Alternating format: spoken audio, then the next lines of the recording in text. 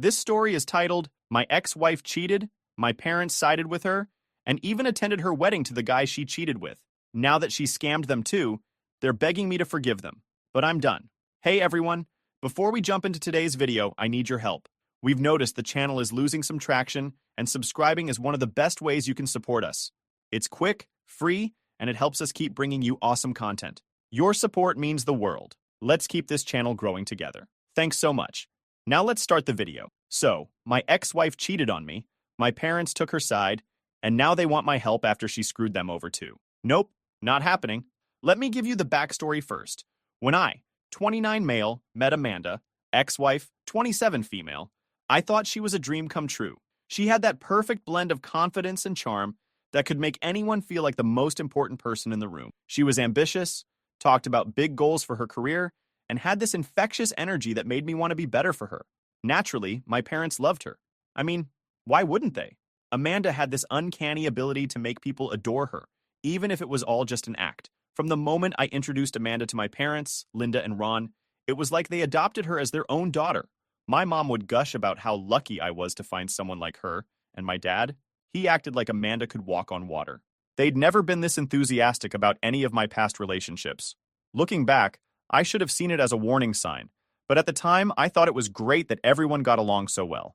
Amanda was manipulative.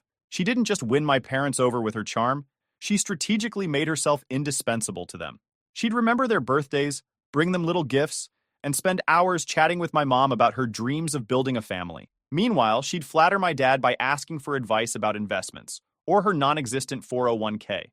By the time we got engaged, they were practically begging me to lock it down with her. I didn't mind the attention Amanda got from my parents at first. It felt good knowing they approved. But over time, I noticed something unsettling. My parents started siding with Amanda on everything. If we disagreed about where to live, how to decorate, or even what to have for dinner, my mom and dad would take Amanda's side without fail. It's just because they like you, I told Amanda one night, when she jokingly pointed out how much my mom fussed over her. She smirked and said, "Well, maybe you should listen to them more." I laughed it off, but that comment stuck with me. The real trouble started after we got married.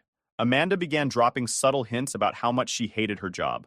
At first, it was just complaints about her boss or her long hours. Then, it escalated to, "I wish I could just focus on being a wife and building a home for us." She made it sound noble, like quitting her job was somehow a sacrifice for the greater good of our marriage. I wasn't sold on the idea. I'd grown up believing that marriage was a partnership.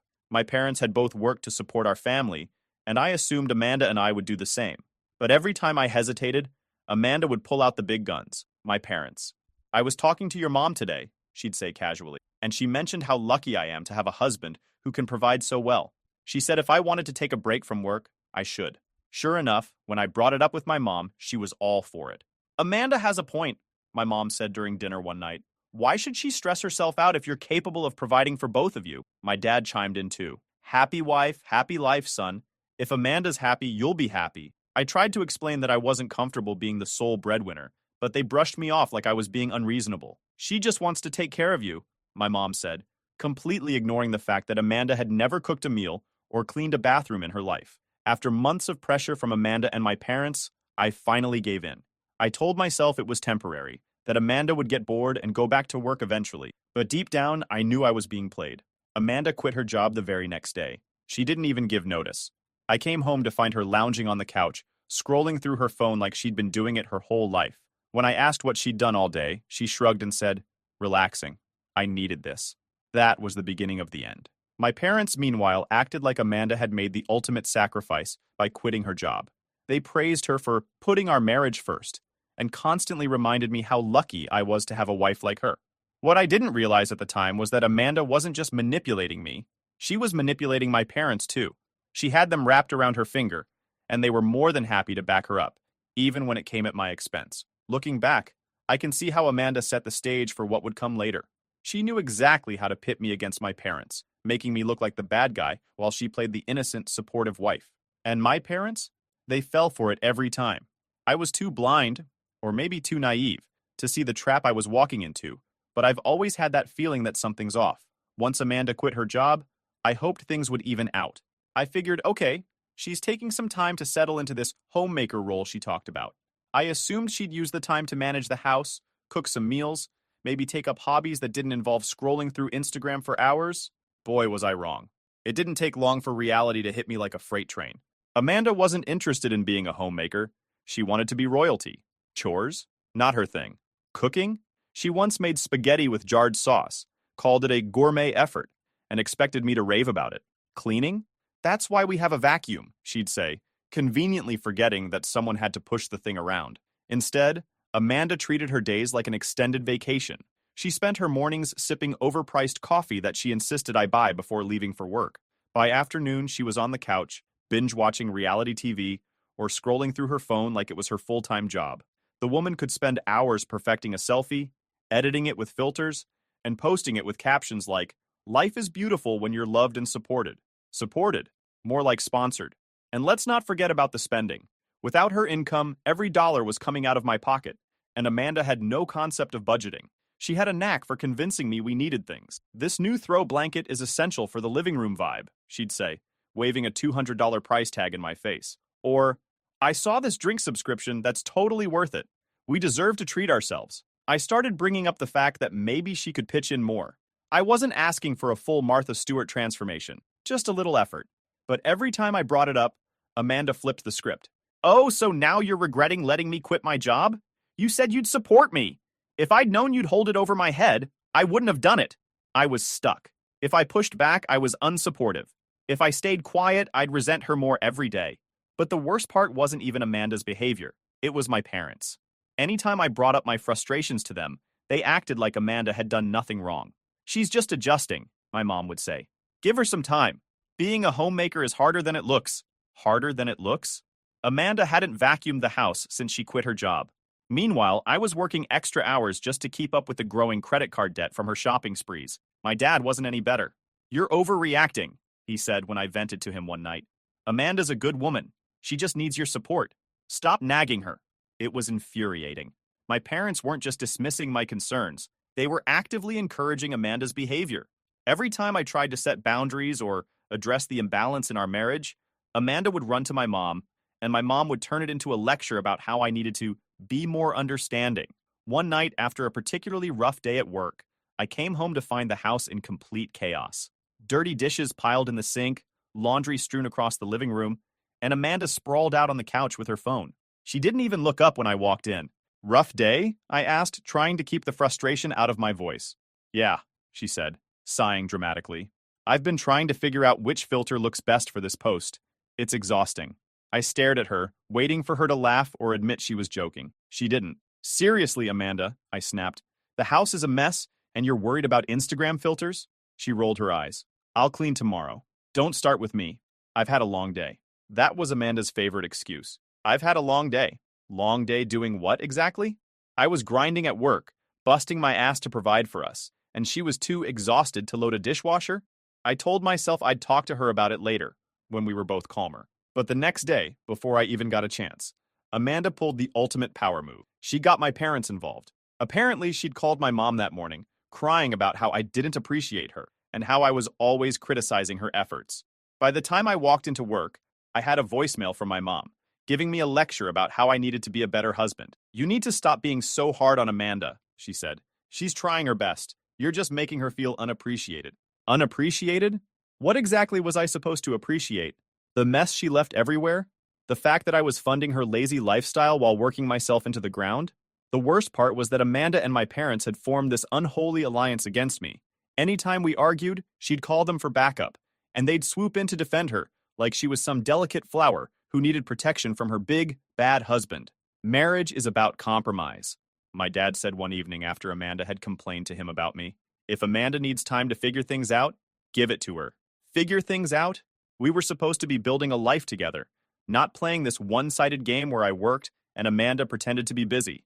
The turning point came a few weeks later, when Amanda demanded we hire a house cleaner. "You're obviously too busy to clean," she said, "and I'm overwhelmed. It'll help us both." I laughed, thinking she was joking. "Overwhelmed with what? Instagram captions?" Her face turned serious. "Wow, so now you're just being mean. You know what? Maybe I'll go stay with your mom for a few days. At least she appreciates me." And she did. Amanda packed her bags and spent the weekend at my parents' house, where she was treated like a queen. My mom called me that Saturday to scold me, again, about how lucky I was to have Amanda, and how I needed to step up as a husband. She's an amazing woman, my mom said. You should be grateful she's willing to put up with you. That line stayed with me for days. Grateful? For what? Amanda had managed to turn my parents into her personal cheerleaders, and I was the bad guy no matter what I did. It didn't matter how much I worked or how much I provided. As far as Amanda and my parents were concerned, I was failing as a husband because I dared to expect anything in return. At that point, I started realizing just how deep Amanda's manipulation went. She didn't just want to coast on my hard work, she wanted me to feel guilty for not letting her get away with it. And my parents? They were more than happy to help her keep me in line. I didn't know it at the time, but this was only the beginning. Things were about to get much, much worse. Things had already hit a boiling point between Amanda and me, but I kept trying to convince myself it was just a rough patch. Every marriage has its ups and downs, right? I thought maybe if I worked harder, communicated better, or just gave her more time, things would improve. But Amanda wasn't interested in improving anything. She was too busy perfecting her act. I started noticing her strange behavior a few months after she quit her job. She was always glued to her phone. At first, I didn't think much of it because, let's be real, everyone spends too much time on their devices these days. But Amanda wasn't just scrolling aimlessly. She'd laugh at messages, quickly lock her screen when I walked by, and sometimes even leave the room to take calls. One night, I got home late from work. The house was its usual disaster zone. Empty takeout containers on the coffee table, laundry piled up, and Amanda sitting on the couch with her phone glued to her hand. When I walked in, she barely acknowledged me, just muttered a half-hearted, "Hey." I dropped my bag and asked, "What's for dinner?" She didn't even look up. I wasn't sure when you'd be home, so I didn't cook anything. Didn't cook anything? I snapped. Amanda, I've been working all day. The least you could do is make dinner. She finally looked up, rolling her eyes. I'm not your maid, Ethan. If you want dinner, there's a frozen pizza in the freezer. I was exhausted, frustrated, and ready to explode, but I held it in. Instead, I heated up the damn pizza and ate it alone, while Amanda sat on the couch, giggling at her phone. That night, something in me snapped. I started paying closer attention to her behavior. It wasn't just the laziness or the entitlement, it was how secretive she'd become. Her phone was always on silent, and she'd never leave it unattended. If I asked her what she was doing, she'd say something vague like, just chatting with friends, or looking at funny memes. One Saturday morning, she left the house to meet a friend for coffee. This wasn't unusual.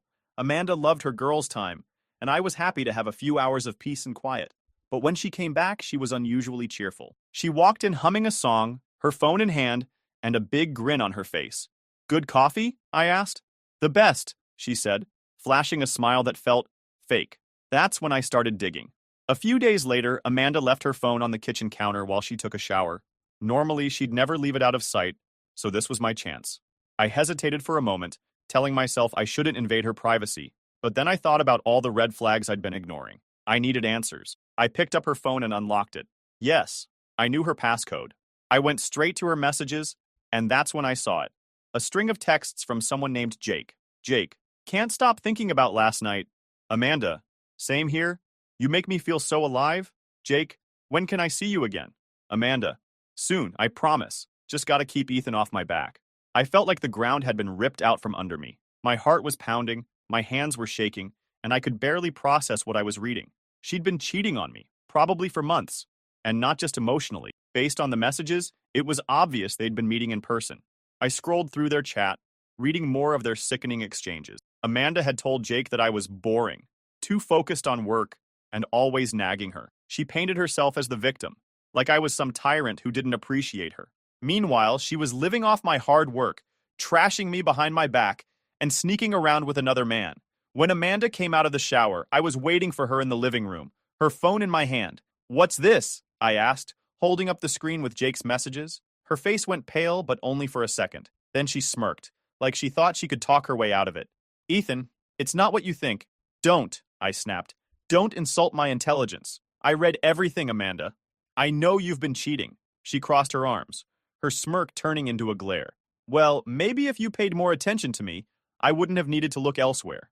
I couldn't believe her audacity. She wasn't even trying to deny it. She was blaming me. That's your excuse? I shot back. I work my ass off to support you, and you repay me by screwing around with some random guy? Amanda shrugged. Jake makes me feel special. Something you haven't done in a long time. That was it. I was done. I told her to pack her things and get out of my house. She tried to argue, saying she had nowhere to go, but I didn't care. She could stay with Jake for all I cared. You can't kick me out, she screamed.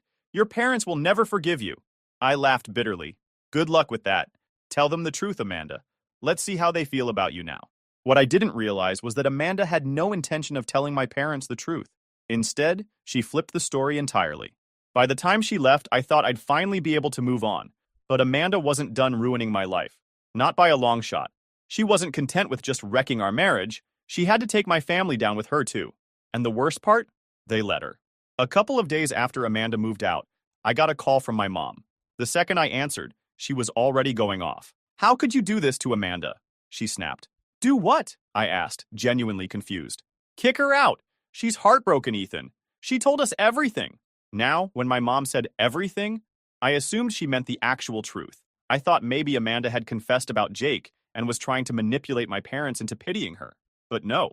Amanda had spun an entirely different story, one where I was the villain. She told us about your cheating, my mom continued, her voice dripping with disgust. How you've been emotionally neglecting her for months. How you've been out late, probably with another woman. How could you betray her like that? It took me a moment to even process what she was saying. Amanda accused me of cheating? The sheer audacity of it was almost impressive. That's not what happened, I said, trying to keep my cool. Amanda's the one who cheated. She's been seeing some guy named Jake for months. I have the proof. Oh, so now you're making excuses, my mom shot back. That poor girl has been trying her best to make your marriage work, and you just threw her out like she's garbage? We raised you better than this, Ethan. I couldn't believe what I was hearing. Amanda had completely flipped the script, and my parents had swallowed her lies without even asking for my side. She's staying with us now, my mom added. And frankly, I think you owe her an apology. An apology? For what? For being the one person in this mess who wasn't lying or cheating? For working overtime to support a wife who spent her days on the couch texting another man? I was furious, but I knew arguing with my mom was pointless. She was completely under Amanda's spell. Over the next few weeks, things went from bad to worse. Amanda had turned my parents into her personal army, and they were more than happy to march to her beat. They called me constantly, berating me for ruining the marriage. My mom even suggested I go to therapy to work through my issues so Amanda and I could reconcile. She still loves you, my mom insisted one evening. She's just hurt. If you show her you're willing to change, maybe you can fix things. Fix things? Amanda was living in their house, sleeping in the guest room that I had once helped renovate, and laughing at how easily she duped them. The idea of fixing anything with her made my stomach turn. But my parents didn't stop there. They started dragging other family members into the drama.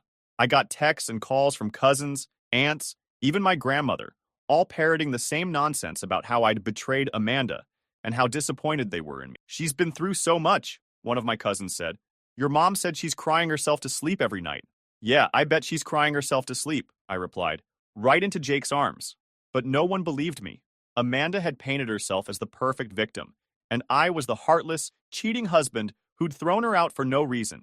It didn't matter how much evidence I had or how many times I tried to tell the truth. Amanda was better at playing the part, and my family ate it up.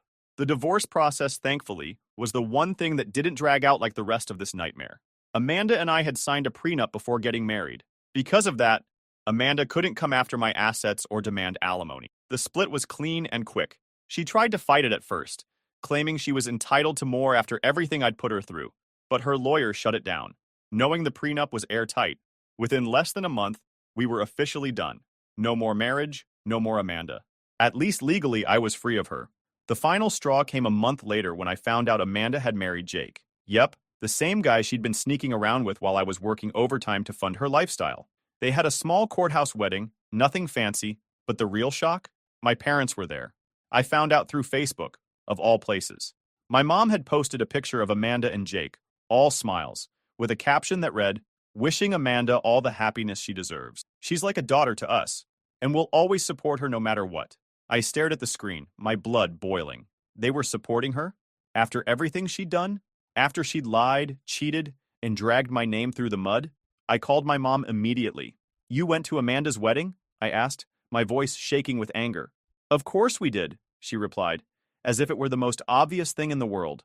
"Amanda's still family to us, Ethan. Just because you couldn't make your marriage work doesn't mean we have to cut her out of our lives." I couldn't believe what I was hearing. "You're seriously choosing her over your own son?" "We're not choosing anyone," she said, her tone annoyingly calm. We just think Amanda deserves to be happy, and we won't let your bitterness ruin that for her. Bitterness. That was rich coming from the woman who had taken in my cheating ex-wife and treated her like a saint. That was the moment I decided I was done. Done trying to explain myself. Done trying to win back the family that had so easily turned their backs on me. Done being the scapegoat for Amanda's lies. Cutting ties wasn't easy, but it was necessary. I blocked my parents' numbers, unfollowed them on social media, and stopped showing up to family events. I knew they'd never admit they were wrong, and honestly, I didn't need their approval anymore. Amanda had won them over, but she wasn't my problem anymore. Let them deal with her tantrums and her lies. Let them see the truth for themselves, because sooner or later, they would. People like Amanda can only keep up the act for so long. As for me, I started focusing on rebuilding my life. Therapy helped me process the betrayal, and I poured myself into my work and hobbies. Over time, the anger and resentment faded, replaced by a sense of relief. I was free. Free from Amanda, free from my parents, free from the toxic cycle I'd been stuck in for years. Eventually, I started to move on, and that's when I met Sophia. We met through mutual friends at a small dinner party. I wasn't looking for a relationship at the time. I still had plenty of emotional baggage, but Sophia was impossible to ignore. She was smart, funny, and had this genuine warmth about her that I hadn't experienced in years. Our first date was simple, coffee and a walk through the park, but it was the first time in a long time that I felt like I could let my guard down. Sophia wasn't interested in games or manipulation. She was just real. As our relationship grew, so did my confidence. For the first time, I felt like I was in a partnership, not a performance. Sophia encouraged me to be myself, flaws and all, and didn't hesitate to call me out when I fell into old patterns of trying to please everyone but myself. When Sophia and I got engaged, I knew the wedding planning would be tricky. Not because of her, she was as easygoing as they come, but because of the inevitable drama my parents would stir up. At first, I debated whether or not to invite them. Part of me thought maybe this was the olive branch we needed to repair things. But the more I thought about it, the clearer it became. They didn't deserve to be part of this new chapter of my life. They made their choice, I told Sophia one night as we sat together on the couch. They chose Amanda over me, over the truth, over our family. I'm not giving them the chance to ruin this. Sophia nodded. I just want you to be happy, Ethan. This day is about us, not them. Of course, word about the wedding got out, because nothing stays quiet in families like mine. My mom started calling again, leaving voicemails filled with guilt trips and crocodile tears. Ethan, we're your parents. How could you not invite us to your wedding? Family is family. I didn't respond. Next came my dad, who tried the old tough love approach. You're being ridiculous, he said in one voicemail.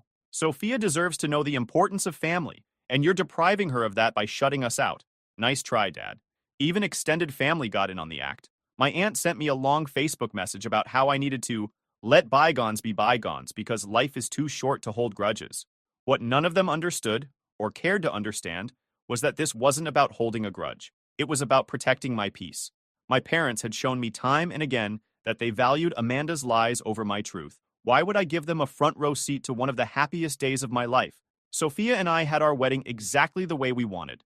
Small, intimate, and free of drama. The people who mattered were there. Friends who had supported me through the worst, family members who had actually listened to my side, and Sophia's parents, who treated me like I'd been part of their family for years. The absence of my parents wasn't just noticeable, it was liberating. For the first time, I didn't feel the weight of their expectations or the sting of their judgment. I was free to enjoy the moment, to celebrate the love Sophia and I had built without the shadow of my past hanging over us. As we exchanged vows, I felt a sense of closure I hadn't realized I needed. Amanda, my parents, the betrayal, they were all part of a chapter I'd finally closed. After the wedding, I heard through a cousin that my mom was devastated about not being invited, and that my dad had called me selfish for excluding them. But their opinions didn't matter anymore. I had built a life I was proud of, surrounded by people who genuinely cared about me. My parents could keep their version of the story, the one where Amanda was the victim and I was the villain. I had no interest in rewriting it for them, let them stay in their bubble of lies. I was too busy living the truth.